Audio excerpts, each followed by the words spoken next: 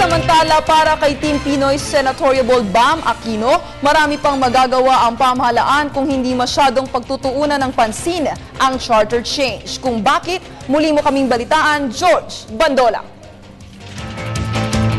Mas dapat na patatagin muna ang kalagayang politikal ng bansa kaysa sa usapin ng charter change. Para kay Team Pinoy Senatorial Bet Bam Aquino, pabor siya sa pagbabago ng ilang probisyon ng saligang batas, basta para lamang ito sa pagpapangat ng negosyo at pagpapasok ng mga foreign investors sa bansa. Pero hindi pa raw ito ang tamang panahon.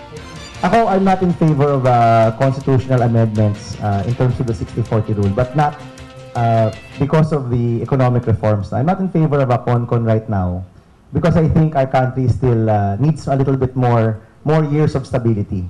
Constitutional change is a big change. No? Marami hong pwedeng isingit na mga bagay-bagay dyan in terms of term limits. A lot of the different provisions can be changed as well. I would subscribe to maybe allowing the next president in 2016. Ayon kay Bam, 3 taon pa lamang na ipinaparamdam ng administrasyon ng matatag na pangkalagayang politika sa bansa matapos ang rehimeng Arroyo. Sabi niya, kailangan pa ng dagdag na panahon para masiguro ang political stability. Parang nag-back to zero tayo. No? The institutions are just slowly being rebuilt again. Trust is slowly coming. Kung tutusin right now, according to DOF, we saved 250 billion pesos every year since 2010 because of the fight against corruption. That's from Secretary Purisima. That money goes to 4-piece program, it goes to PhilHealth, it goes to a lot of infrastructure programs. 250 billion pesos is not a joke. So this is a number given by DOF that we're able to save because of our fight against corruption. Kung sakali namang maupo, sabi ni Bam, hindi niya hinahangad ang pork barrel bagkus gagamitin niya ito sa maayos na pamaraan at siguruhing tamang paggasta. Hindi ako in love sa pork barrel. Kung wala yan, a senator can still maintain and do his job.